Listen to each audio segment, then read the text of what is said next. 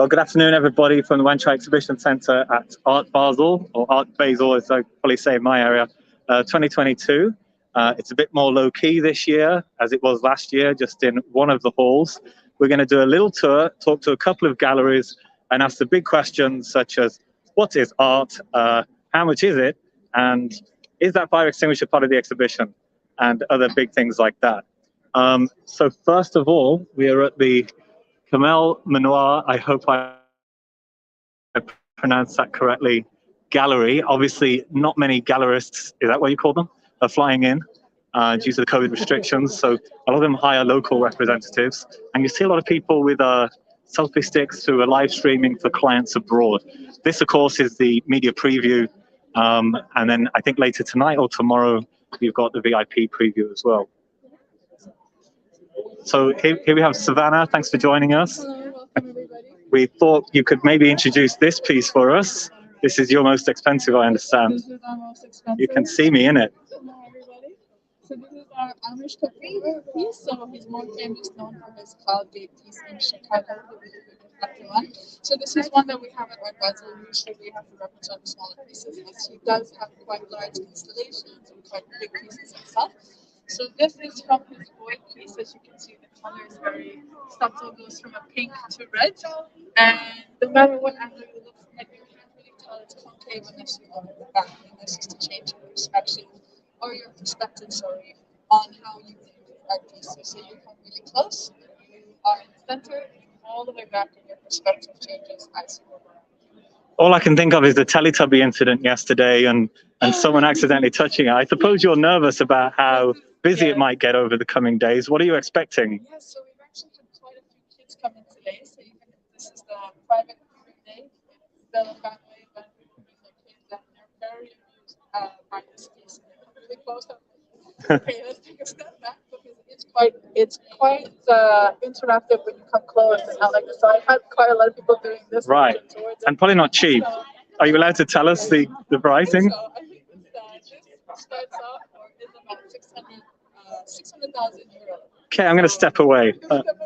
What else are you showcasing? You're right by the door. Great spot you have as well. A couple of sculptures. Artists over here since we are a French gallery. But this is our Marianne. So this is one of the earliest artists that we represent, born in 1927. A survivor of the Holocaust, and the only one in his family to survive the Holocaust.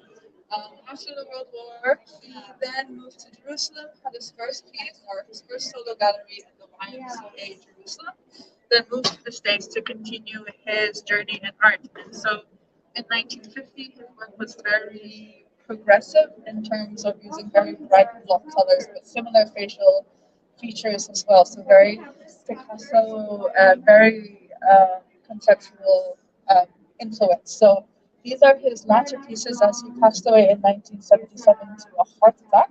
So these would be his pieces towards the end of his life. And these are oil on paper, oil pastels on paper. Yeah, something quite disturbing and Guernica-esque about that one. Yes. Thank you for the very fluent interpretation. Good luck. I guess much of the sales happen today and tomorrow, right? The sales do happen today and tomorrow, hopefully more of them today. So we're waiting for a lot of people to come in. Great. All right. Nice to meet you. Take care. Good luck. Let's have David. another quick look around. So as usual, you have big center showcase pieces like this in the middle. Now these appear to be goldfish, but they're actually stickers, or are they embroidered? Hard to tell. And sorry folks, but I'm the last person to be interpreting this for you or telling you what to come see and what not. But this did catch my eye earlier as well. It's sort of broken vase.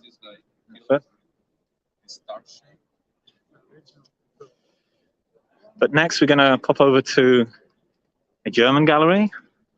I think here and in Art Central next door, you're seeing a lot more local galleries, particularly at Art Central. Of course, this is the media preview and it's running up until Sunday. One thing you're probably not going to see is much politics. Previously, you would often see a lot of challenging works, things that really towed the line, you know. But having turned up mostly for that reason, to see if anyone was pushing the edge a bit, we're not seeing anything along those lines this year. So this is a German gallery I'm not going to try and pronounce, but maybe one of you guys can help me. Should I speak to Stephanie or Hong Kong Free Press? Hi. Hi, Jennifer. Oh, thank you. Same to you. I sound like you're swearing at me. We're live at the moment. Do you mind maybe introducing a couple of your pieces? So the starting point of our entire booth is, as you can see, is sort of the sport of ping pong. So here we have a ping pong table created by Rikrit Venetia. Rikrit Venetia is a Thai artist, and his whole practice sort of stems from this relational aesthetics movement from the 90s, which invites participation and sort of, viewer interaction. So here you see a ping pong table where we invite viewers to participate or play, and it sort of serves as this metaphor for sportsmanship and sort of, equality and being democratic. Two players can come to the table and then you're sort of equal. Well, I was saying there's no politics much this year, but this is probably maybe as political as we might. Can we have a game? A quick go? Do you know what? I'm so bad at playing ping pong. I wouldn't want to. And what does it say? So it actually is a translation of "Tomorrow is the Question," which is actually it's a title of a jazz album, and got it. It's sort of this open-ended statement / question about the certainty of the present. And today, I suppose, tomorrow is when most of the sales happen. What are you expecting in the, obviously it's COVID and it's a much more scaled down event this year. Yeah, I mean, it's, I can't really comment on the sales. We don't really comment on them, but I mean, we're really happy with the turnout of Hong Kong. And, we did a satellite booth last year and it was very successful. What, remote sales and buyers? Sorry, we don't no comment on sales. Do you want to introduce one other piece? And, yes, of course. And then sort of to accompany this theme of ping pong, we also incorporated works by Thomas Saraceno. So you can see here a hanging foam sculpture, which is accompanied by these ink paintings, which sort of derive from a similar motif. It looks at foam and bubbles. So it's sort of this idea of several modules being connected by one membrane. Great stuff. Thank you for the intros. Very much appreciated. I'm going to go to one of the local galleries now. Cheerio.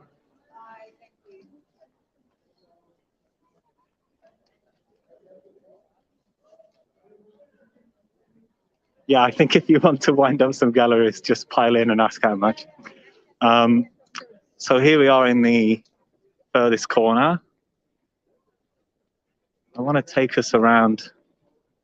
You'll see a lot with selfie sticks actually today who are describing pieces for their remote clients, people abroad.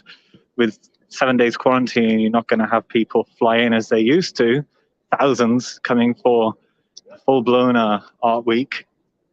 Talking of the Teletubby statue, we've got something not dissimilar just over there in the corner. Best stay away from it, kiddo. I think you do actually get a few instances of damage each year.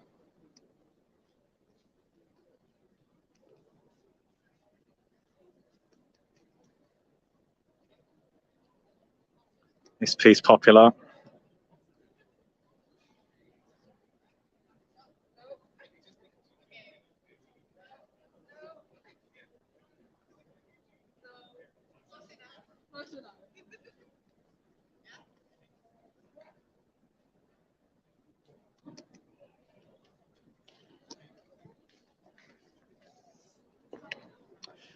Tickets available online. They have vernissage, as they call it, on Friday, where you come more to look at the people, I guess, than the art. Everyone dresses up, sort of VIP, big launch day.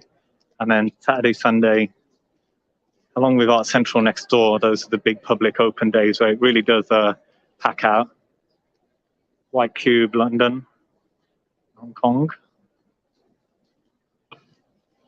Now, this piece is kind of some audio installation. Don't think it's going to fit in the bathroom, guys. Called called Fidgety. Maybe you can just about hear.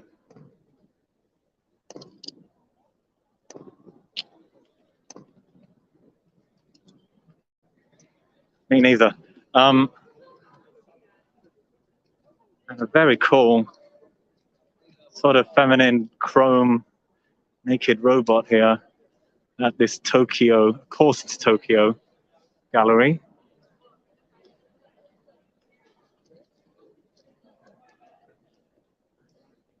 And since I don't know enough to be giving you a full tour, we are just going to go over to one of the Hong Kong galleries, and maybe, I think they're all busy, we can grab someone to talk about one of HKFP's favorites, King of Kowloon.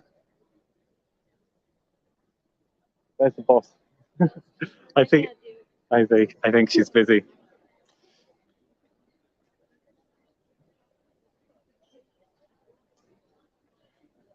King of Kowloon passed away a few years ago, of course, famed for his graffiti, which he left all over Kowloon, which he always claimed was his.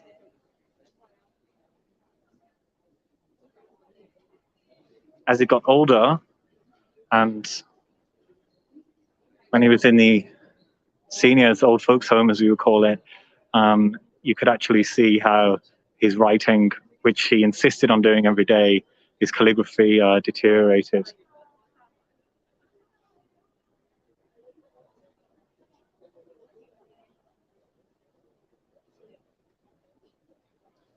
That's the Wan Bao Tong Fine Arts Studio in Wong Chuk Hang. We're going to leave it here, folks. Couldn't catch the staff, but come visit Art Basel. There we go. Are you with the gallery? Could you tell us a bit about the King of Kowloon with Hong Kong Free Press? Oh, right. It's a live stream.